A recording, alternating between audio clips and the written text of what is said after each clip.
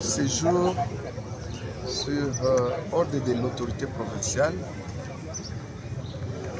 le général-major Chirimwami Kuba Peter, il nous a été demandé de venir en territoire de Nyiragongo, précisément ici au bureau de la chefferie, pour organiser la séance d'information de la population sur les projets de forage de Byungo en groupement Moniki. Ce qu'il faut retenir est que, à ce stade, nous nous réjouissons, étant donné que l'eau coule déjà à partir de ces forages.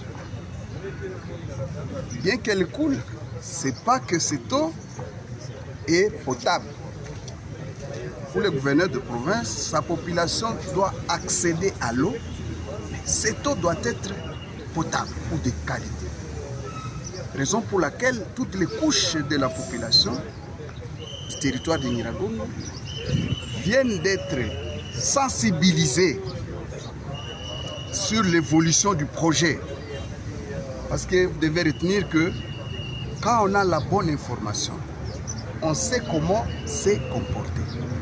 Et quel comportement dans les cas d'espèce? Pendant 2 semaines, l'eau va couler, va être pompée à partir du forage de Byungo. Mais cette eau n'est pas encore à consommer, étant donné que les laboratoires n'ont pas encore analysé cette eau. Mais on voudrait que pendant les 2 semaines, que tout ce qu'il y a comme scorie, tout ce qu'il y a comme saleté, impureté, puisse être évacué et après l'eau va être testée. C'est ainsi que nous en profitons pour sensibiliser la population de Nyiragongo en général et celle environnante en particulier autour de ce forage de ne pas consommer cette eau. Elle va ruisseler dans les champs, aux alentours de nos ménages, mais on ne doit pas, j'insiste, la consommer. On ne doit pas l'utiliser même pour les besoins ménagers, non. Même les bêtes ne doivent pas, à ce stade, la consommer, étant donné qu'on n'a pas encore testé sa potabilité. Mais au moins, cette eau n'est pas dangereuse au niveau des champs, au niveau des plantes. Ça ne pose pas de problème.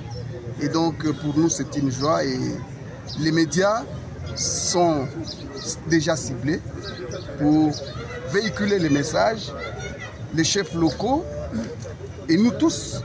Et nous devons donc nous approprier le projet, mais également accepter dans ces étapes de pouvoir prendre encore un peu notre mal en patience. Le mal, c'est lequel? C'est le manque d'eau, c'est l'absence d'eau, surtout dans ces territoires sans cours d'eau depuis sa création. Mais le temps qu'on a patienté, je crois, il est déjà suffisant.